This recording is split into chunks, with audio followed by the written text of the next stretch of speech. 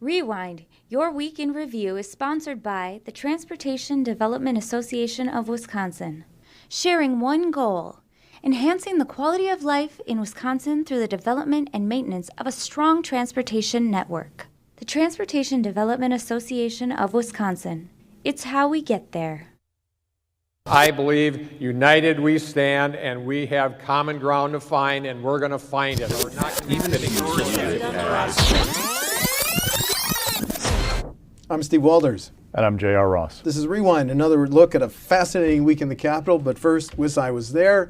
The co-chairman of the Joint Finance Committee, Representative John Nygren, says it would expand Wisconsin's welfare system to take federal money and add 82,000 more to the Medicaid rolls. Senator John Erpenbach counters, if you make $9 an hour, that's a poverty wage and you need Medicaid benefits.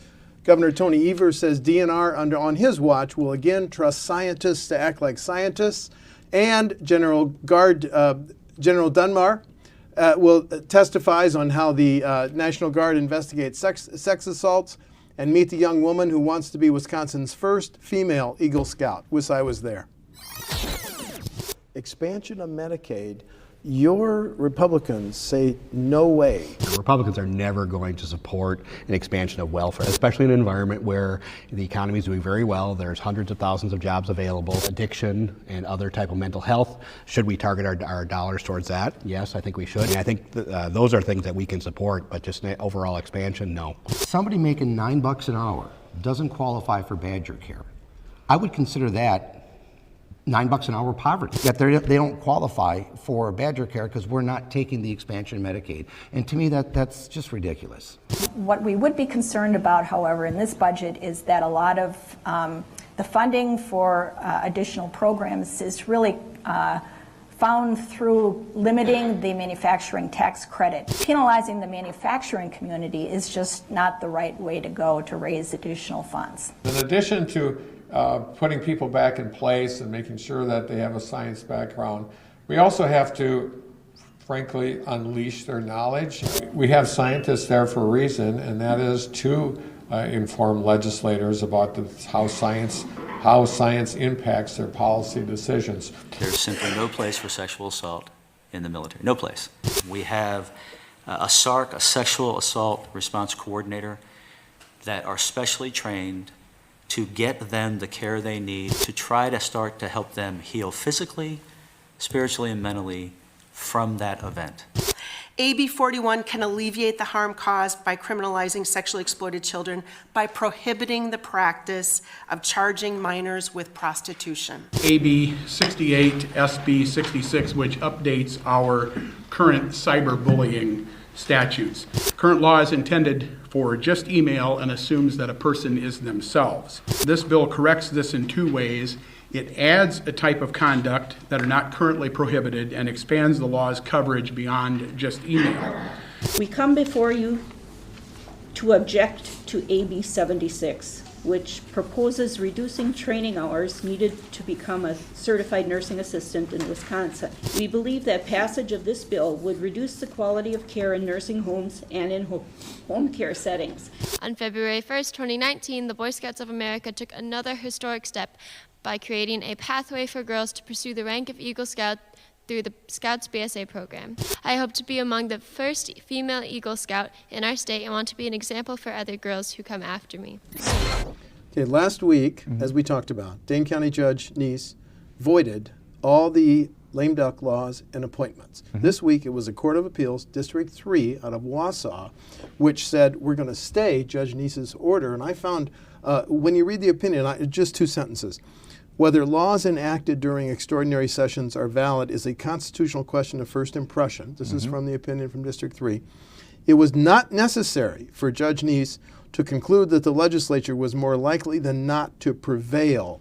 So then you have the statements from both the GOP leaders. The rule of law has prevailed.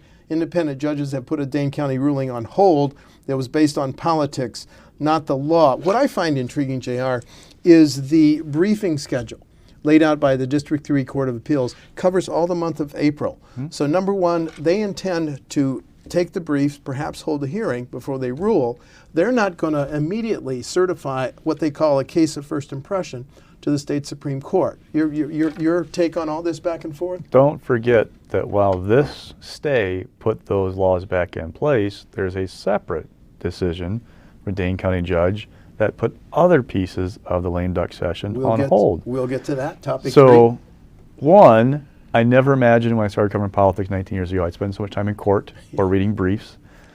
Two, I don't know the fallout of this is going to be, because remember, Governor Evers rescinded appointments last week and then appointed some people, and then this stay comes down saying that decision's on hold from Judge Neese. So what happened in that window? Was that window open for Evers to act? I'm not a lawyer. I don't play one on TV, so I don't know what that means.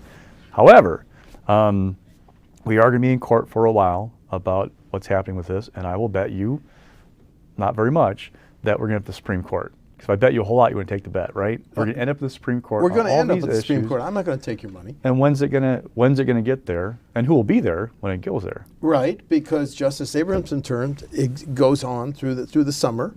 So it would be the current 7-member court. Plus either Neubauer or Hagedorn. Well, neither one of us are attorneys, but I'm just, if they call it a case of first impression, you and I have seen the motions. Because this is a case of first impression, there's no precedent here. We hereby ask the state Supreme Court to take it. They are not so far done that on District 3 Court of Appeals. So it's interesting.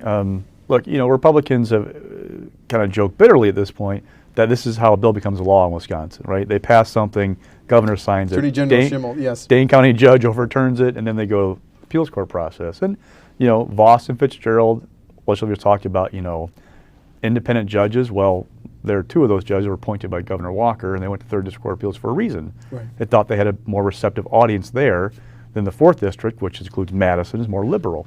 But in the end, the Supreme Court's going to have final say in all this stuff. And by the way, we should point out that in the ruling in which they issued this stay, District 3 Court of Appeals said, we're going to keep this case. It's going to stay right here and not go to District 2, where, that's Judges Neubauer and Hagedorn, or District 4, which is Judges Blanchard and Sherman and Kloppenberg. And Kloppenberg. Okay. Now, let's talk about this dance of the appointments, because after we taped the show, last week, Judge Evers issued an order rescinding all 82 appointments that had been submitted by former Governor Walker and confirmed by the state Senate. So that wiped out 82. But now yesterday, we got an order that we're going to talk about right now saying 62 of those 82 are okay, although I have a question whether the state Senate has got to reconfirm them. What do you think? Well, it depends on how you view what happened. And now, again, not being a lawyer, let's go through the kind of the timeline. Yeah. Judge Neese strikes down the lame duck laws and the appointments that they were null and void. That means that during this stay that he issued, there's a window where the law was what it was pre-December, which meant that Evers had the power to rescind those appointments and also to pull the state out of the lawsuit, or order Josh Call to pull out of the lawsuit over ACA. So he took advantage of that window to rescind the appointments on Friday. Now, Republican lawmakers had asked the court to address the appointment issue.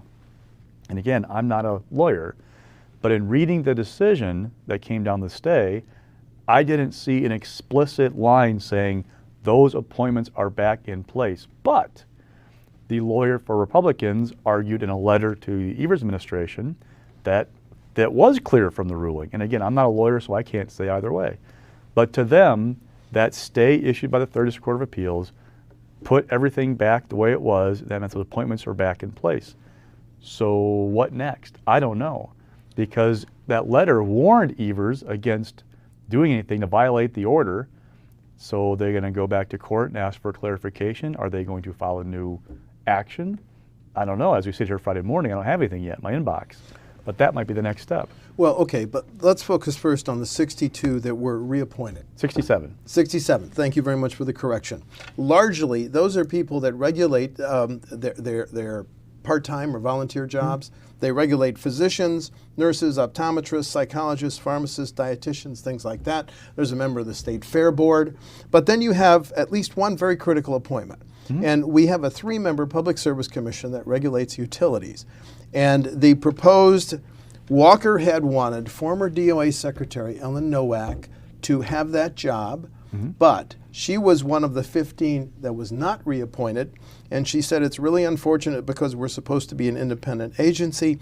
She tried to show up for work yesterday and was told no because of the legal uncertainty. Go ahead. She sent an email to them Wednesday saying, in light of the 3rd District Court of Appeals stay, I expect to be back at work tomorrow, have my email access restored, and oh, by the way, get back pay for the days I was prevented from coming to work. Yeah. She showed up. They said, no, you can't come in.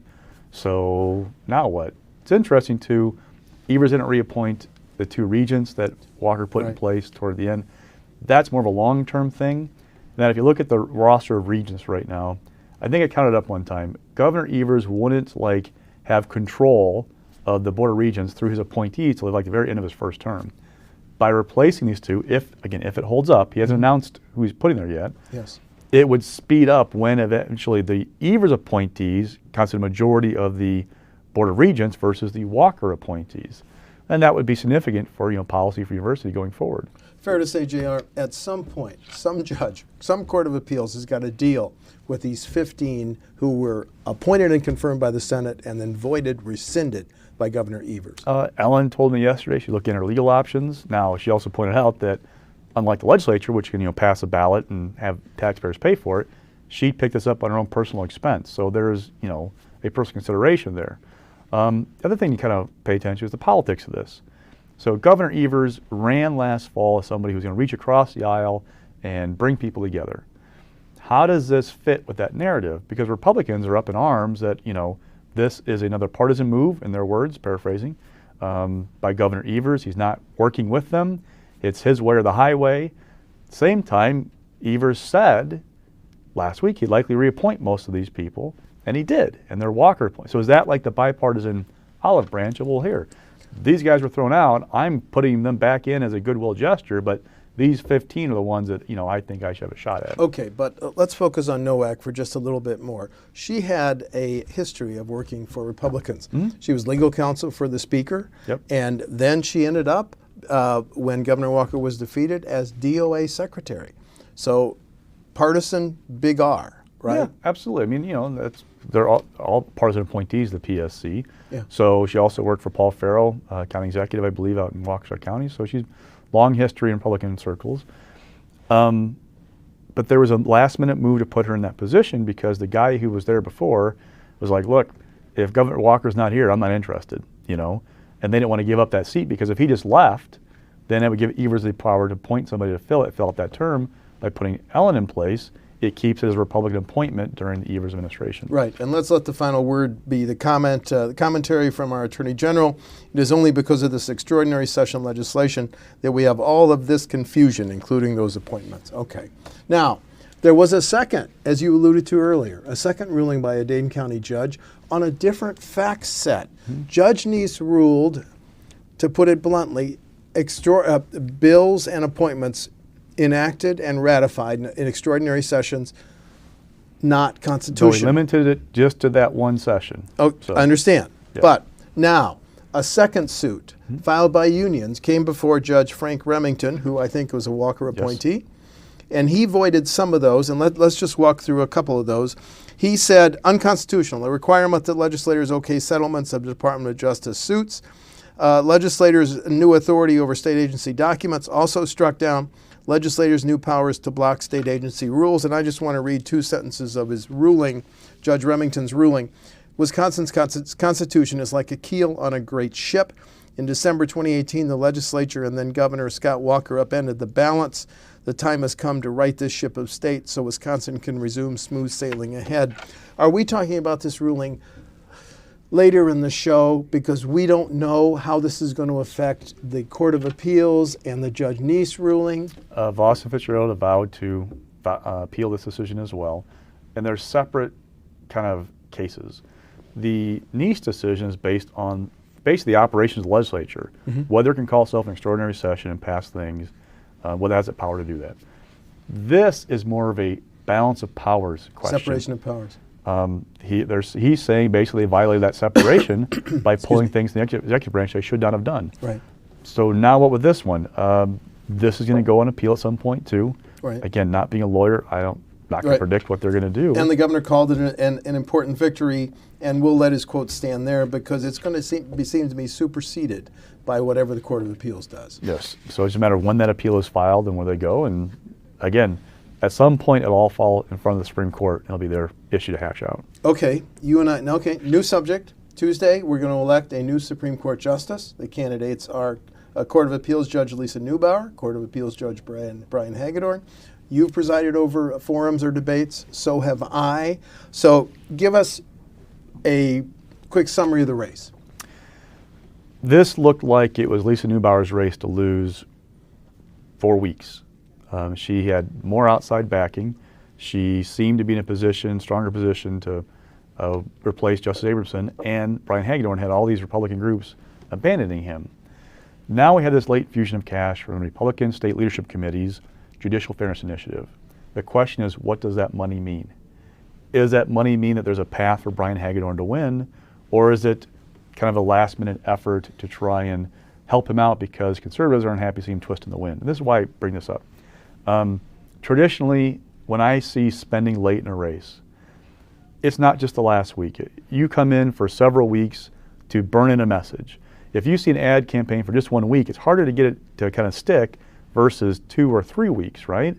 So this is one big push over the final 7 days.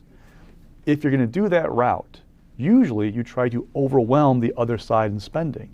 And I'm not seeing that. In fact, I think Neubauer, and I don't have final numbers yet, she may have the edge still in the final spending. So what's this money mean? And that I'm not quite sure. It could be that Neubauer has to put the race away, and there's a path to victory for Hagedorn. That path would include a conservative base that is unhappy about Governor Evers' budget, unhappy about the capital budget, unhappy about the lame duck rulings, who saw the Mueller report even and was jazzed up because they didn't do anything to President Trump. Issues, or even they're afraid of losing control of the court. There's a rallying cry for that base. Is that base energized? Can they capture that energy and do something? Or has Hagedorn been so badly damaged by these ads, these blog posts that he put up, as a law school student, these other things, that he's not an appealing candidate to kind of voters in the middle who might decide this? Okay, but I want to use some history on this, because if you look it up, a year ago, now Justice Rebecca Dallett, she was a Milwaukee County judge. She was up against a Sauk County judge, Michael Skowronek. She got, the voter turnout was 22%, and she got 56% of the vote. But here's where I'm going with this, JR. Justice Dallett got 1/3 of her vote from just 2 counties, Dane and Milwaukee. Does Neubauer have the same potential power to do as well in those 2 counties? Well, the thing is, it's a different environment and different candidates. So with Dallett, we were kind of in the building the blue wave of 2018, right? Yeah. She talked openly about values. She threw punches on crime. I mean, just a different candidate than what Neubauer is. Neubauer is running a very traditional Supreme Court campaign, talking about your experience and your endorsements, staying away from talking about issues. I mean, these are what we saw 12 and 15 years ago. She's running a make no mistakes campaign. Very much so. You know, assuming you can ride the environment or ride what's going on. So as you don't have to excite the bases in Dane and Milwaukee counties, well, the flip side is, does she have to? Because Brian Hagedorn has provided plenty of fodder to do that with his blog posts, with his comments on the campaign trail. He's sending a message that he is the conservative. And oh, by the way, the RSLC has a new TV ad that features Donald Trump, which is a message to the conservative base that Hagedorn is Trump's guy. It also, though, has a message to the liberal base that Hagedorn is Trump's guy. So how's that? Correct me if I'm wrong. A year ago, didn't Justice Dallett run ads against Donald Trump? Yeah. So now, Dallett runs ads against Trump, and now you have the Republicans invoking Trump as a backer of Hagedorn? Again, I get the impression that there's a narrow path for Hagedorn to victory, and it is gathering this energy, whatever it is out there with this conservative base, and getting motivated turnout. If they can do that, there's a path. If they can't, there probably isn't. So that's what I'm kind of watching, what's this look like? The other thing is, all these groups that backed away from Hagedorn, let's just say he loses by 2, 3, 4, 5 points. A lot of finger pointing in the conservative circles going, okay, we could have won this race, but you guys sat it out, you guys sat it out. So I don't know, it's something to kind of watch. Again, not saying he's going to lose for sure, but if that comes to happen, it's a close race and he loses, watch that finger pointing start before we talk next Friday. And as you talk close races, I just want to say again, Dallet won with 56% of the vote over 44%. Let's not end this discussion without saying that they will be replacing a legal icon on the Supreme Court. Former Chief Justice Shirley Abramson, longest-serving justice, 1976 through 2019, longest-serving Chief Justice, 1996, 2015. So they will have some very interesting shoes to fill. And don't forget, whoever wins. Hagedorn has made a central piece of his debate performance, attacking Shirley Abramson, again, sending a message to conservatives about who he is as a candidate, but also potentially alienating people who like Shirley Abramson. Okay, now I want to. The Legislative Fiscal Bureau released its 479-page report summarizing provisions of the governor's budget. Let's just focus in on their prediction on the gas tax. As we all knew, the governor wants to raise our gas tax 8 cents a gallon from 30.9 to 38.9. Now, the new analysis by the Fiscal Bureau says when you also do what the governor wants, when you index a gas tax over 2 years, which that is tie it to inflation, that would take it up another 1.6 cents. And then let's also remember that he wants to increase the registration fees on heavy trucks. He wants to increase by $10 the fee to title a vehicle. And he wants to finally get around the state collecting the hybrid fee surcharge for a total of $608.4 million in transportation fund tax and fee increases. Now, we're going to hear from the governor in a minute, JR, but do you think Republicans are in any way, shape, or form helped by this LFB prediction that you're going to take up the gas tax almost 10 cents? I don't know it has any impact because they were so kind of not really that engaged or not impressed with the proposal in the first place. One thing that really caught my attention, Fiscal Bureau does not take a position on whether repealing minimum markup has a fiscal impact on the price of the pump. Yeah, and you know what, JR, thanks for getting there, because I'm just going to show the cover of this. This is the 479-page analysis by the nonpartisan Fiscal Bureau of the governor's budget. And the reason I'm holding it up, on page 41, JR, here's what they say about we can't score, we can't estimate the repeal of the minimum markup. It's one sentence long. Changes in retail fuel prices as a result of the repeal of minimum markup, if any, would be subject to a variety of market and competitive factors which are assumed to exert considerable influence on final retail prices independent of the statutory markup. So even though the governor told us as reporters, his team, we're recommending 8 cents higher on the gas tax and indexing, we think repealing minimum markup would reduce gas prices by 14 cents. Fiscal Bureau says we're not touching that. Well, and I asked people before this came out, like if this was, what was going to happen, and I've told several to say, hey, LFB in the past has not scored this either way. Right. They didn't expect him to do it this time, and they didn't. Right. Because there are all these competing factors, so it doesn't help the Evers push for repeal without having LFB saying something at the same time. I don't know if it changes the dynamic at all because Republicans in the legislature still don't seem to be embracing the call for a gas tax hike, at least not overtly. So I don't know where it goes from here. Well, it's time to hear from the governor. He was asked about this Fiscal Bureau report, almost a 10-cent increase in the gas tax. Here's what he said. We're going to hear that right now, but let's note before we hear from the governor that he doesn't talk about repeal of minimum markup potentially. He doesn't say, as his aides told us in February, that it would potentially drop gas prices by 14 cents. But let's hear from Governor Evers, please. According to the LRB, the gas tax will be raised up to 10 cents by 2021. Are you concerned that there's going to be pushback on that from Republicans? 8 cents a gallon is where we started out with, but we also indexed it right from the beginning. That's the way it used to be, and that's the way we want it to be in the future. So no, I don't think we're going to get any more pushback because of that than what we're doing now. The bottom line is people know that we need resources for our transportation system, and they know that those resources have to come from someplace. We can't borrow it. And so we propose a budget that will have the lowest amount of borrowing in a long, long time, and it will fix the roads and give money, more importantly, give a lot of money to the municipalities to fix their roads. The Joint Finance Committee, they have 16 members, 12 Republicans and 4 Democrats. They've now announced public hearings that will begin next Tuesday and Wednesday in the Capitol, but those will be limited to agency heads, correct? Yes. Yes. Okay. Now, if you want to go to a public hearing, the schedule is now available, and let's talk about next Friday in Janesville at the Pontiac Convention Center, and then Community Center in Oak Creek on April 12th, UW River Falls, April 15th, UW Green Bay, April 24th.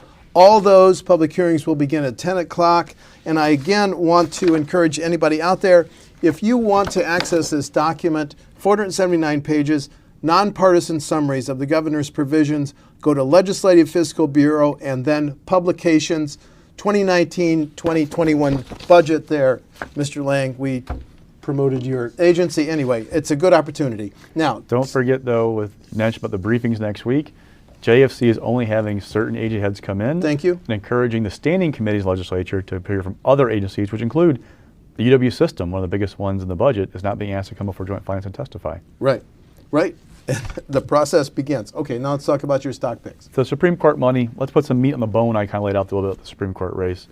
Trying to go through the numbers, I don't have a complete picture yet because we have independent expenditures, which are the express advocacy, vote for, vote against. When you do one of those kind of ads, you have to report that to the state. Mm-hmm. If you do issue advocacy, you know, call Steve Walters, tell him he's a great guy kind of thing, you don't report those. So, for example, the RSLC we've talked about, their Judicial Fairness Initiative. I have so far detailed on the website, the state website, about $890,000 in spending. That includes $512,000 in TV, detailed so far. They can add into it. They said it'd be a 7-figure expenditure. There's also going to be some mail in there, other stuff. So watch for that. About $257,500 on digital ads. Okay, that's a big chunk of change. Greater Wisconsin, however, now they do a mix of issue advocacy and express advocacy. My sources tell me they're at $2.4 million for TV ads between March 5th and the April election. Wow. That includes a final week, $790,000. All right. So again, I talked about before about how you're not seeing the conservative side overwhelm the liberal side. That's an example of what I'm talking about. But we have lots of little groups. I mean, not little, but smaller groups doing stuff. Americans for Prosperity, $206,000. On behalf of Hagedorn. Other Hagedorn groups, Freedom Works, Wisconsin. Yep. They're doing peer-to-peer text messages and other things, $26,000. Wisconsin Family Action, $26,000. On the other side, we've seen reports from Planned Parenthood for Neubauer, $124,000. For Our Future for Neubauer, $98,000.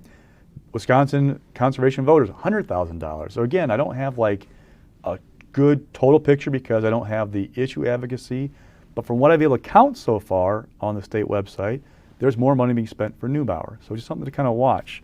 Who, by the way, Neubauer had raised $1.7 million through last reporting period. Hagedorn, $1.3 million. Neubauer boosted by $250,000 more money, but I'm seeing what they call late contribution reports. Yes. $1,000 or more. Yep. There's a late surge of money for Hagedorn. Again, are they trying to capture that energy? Is that going to make a difference in the last bit? It might. That's a good call. Rising amounts of cash as we close in on Tuesday's election. Mixed. So Chris Abele, Milwaukee County exec. He played last fall in his backyard. He created a group called Leadership Milwaukee, played in primaries, played in general elections, spent money. He's got a lot of money in his pocketbook that he can spend. Now he's branching out to Madison. People are going, what is that all about? Madison mayor's race? Yes. He put Who's he like? $47,000 into a group called, actually, Leadership Wisconsin, parallel Leadership Milwaukee, put $47,000 into Conway Rhodes, sorry if I said her name correctly. He was challenging Paul Soglin. Yes. So $47,000 in mail. So the question is, what's he up to? Some people don't have a clue. This is news to me. Yeah, some people are going, hey, wait a second. Is he trying to set up a way to run statewide someday by branching out? Because, you know, Abele is a unique politician. Yes. Most people like Scott Walker, for example, or Jim Doyle, they came up through the ranks. You know, they spent time in office. They built a network of supporters, and they do this thing where, hey, you know, if you can back me on this, I'll back you on that. And not horse trading, but they build relationships, like build support, right? Abele didn't have that. So in getting involved in races in Milwaukee, he's trying to buy it, right? Well, what's he doing going to Madison? Well, I was told, look, it's simple. He's backing somebody who would become the first openly gay mayor of Madison. He is the chair, national chair of the LGBTQ Victory Fund. He spent close to $200,000 to help the first transgender state lawmaker get elected in Virginia in 2017. This is a cause near and dear to his heart. Oh. That's why he's playing. Okay. But there's still suspicion, because anytime you get somebody in Milwaukee playing in Madison is going to raise some red flags. But I was told, look, Abele's playing in Milwaukee is about building that network and also about building friends and knocking down enemies. This is purely about a cause he believes in. That's fascinating. Okay, you got 30 seconds to falling. Look, at farmers, you know, we've talked about milk prices are difficult. It's been a bad run for them. There's a series of stories being done by some Wisconsin outlets about like the state of our farm economy. One provision, one of the stories talked about a farm family that started a GoFundMe page. Yes, to try I read that. It was fascinating. Try and cover their expenses. Fox Valley area. That's how bad it's getting for farmers. Yeah, that's a good call. I'm Steve Walders. And I'm J.R. Ross. That's Rewind for March 29, Vote Tuesday, Supreme Court election. Rewind, your week in review, is sponsored by the Transportation Development Association of Wisconsin. Sharing one goal: enhancing the quality of life in Wisconsin through the development and maintenance of a strong transportation network. The Transportation Development Association of Wisconsin. It's how we get there.